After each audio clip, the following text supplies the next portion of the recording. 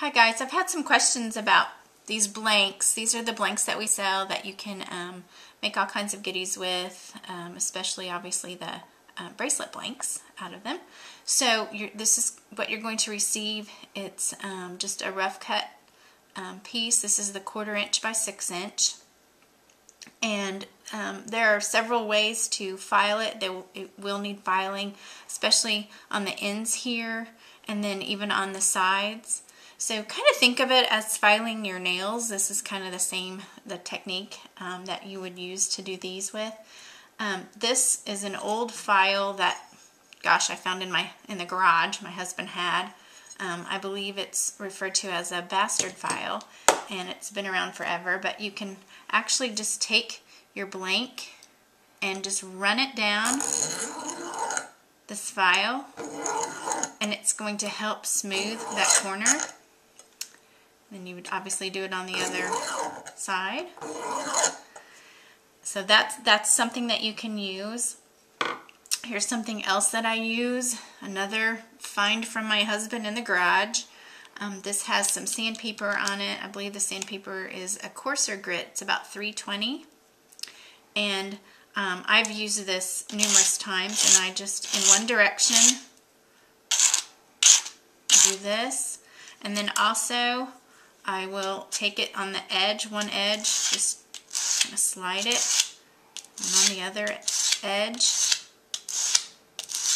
So that's something you can do. You can also just use sandpaper. This is just some sandpaper that I picked up at the hardware store. This is a finer grit. It's 220, and I just, a lot of times, just take it and I just do the edge. So I'm doing this outer edge here, and then maybe the inner edge, and then kind of straight across, and then I'll file the ends a little bit. So this is where the elbow grease comes in. Some people will use their Dremels. I do have a Dremel, and I use that sometimes, but honestly, I tend to just use this method, just with the sandpaper. If you have a file, those wider, heavy-dutier type files that you get at a beauty supply store, you can use those and file the edges. So like I said, it's kind of like filing your nails, and then you just want to give it your thumb test and see where the rough spots are, and then maybe go back over with your sandpaper or your file or whatever you decide works best for you, and smooth it down. So that's how I file these. So obviously I'd file the whole thing.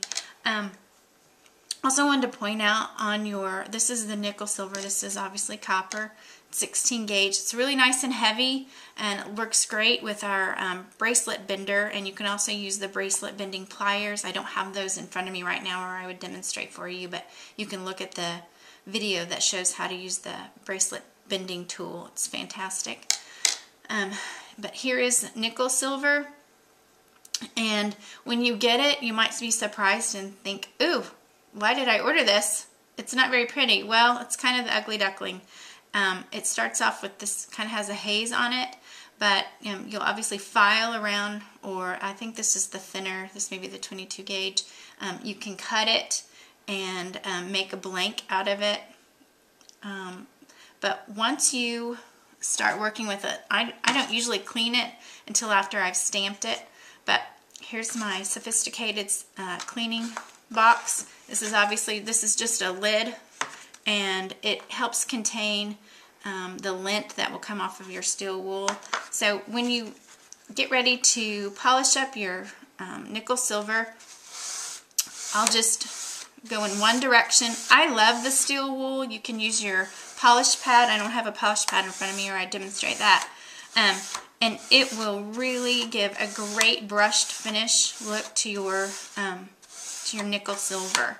So it's taken off that just that ugly haze, and it's really bringing it out.